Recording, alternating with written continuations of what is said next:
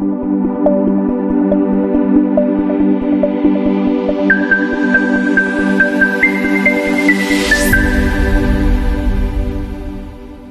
another data I just want to review a bit is that at this point we should be aware of what e-learning is. And so as a review, I will just mention its definitions. E-learning refers to your lessons conducted via electronic media. However, at this point in time, we've made use or capitalized on web-based technologies to access educational curriculum. There are a lot of types of e-learning, and as well as there are different levels of e-learning. So when we try to look at the scope of e-learning, so we actually call it the e-learning spectrum. Let's try to look at what happened pre-pandemic. So this is not something new to some institutions.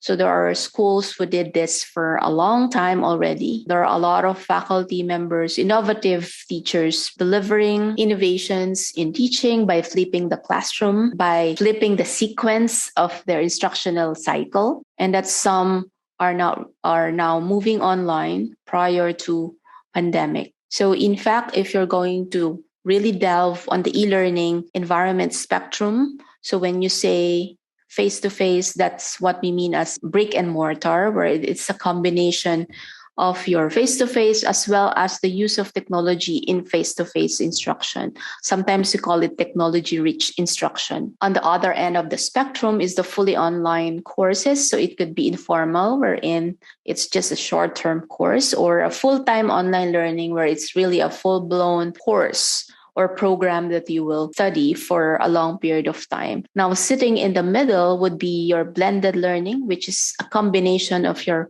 online and your in-person learning. So this is a common K-12 definition that adds that the blend needs to provide students with some control over time, place, path, or pace. So when it comes to blended learning, there are still many subcategories. And the one that I've mentioned a while ago that was or widely used is the flipped classroom model. Now, during pandemic, this is what really happened. So a lot have shifted. However, we cannot discount the fact that when it has shifted, it also accelerated the innovation among teachers. So we even coined the word emergency because it occurs due to a sudden emergency, which is the pandemic, wherein faculty members or teachers will have no plan or how to prepare to transition to an online technology enhanced teaching and learning.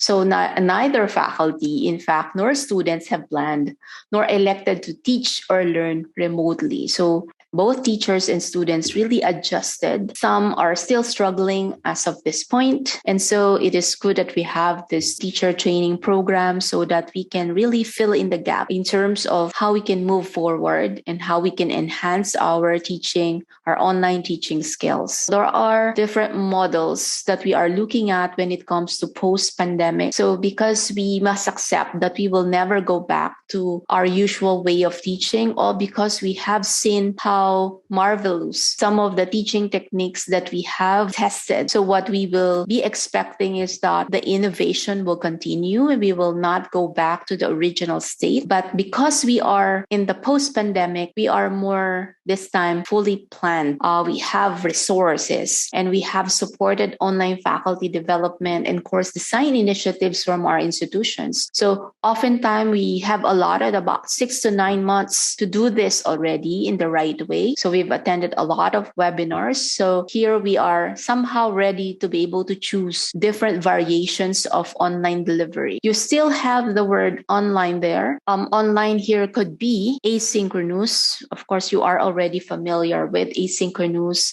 the one that is not live or at the same time or place. And it occurs under time delay and it's recorded and accessed later. So you have synchronous. Still, you will use of that. So it's 100% live video, of course, in real time without time delay. And you still have, the blended, which is your buying online or offline.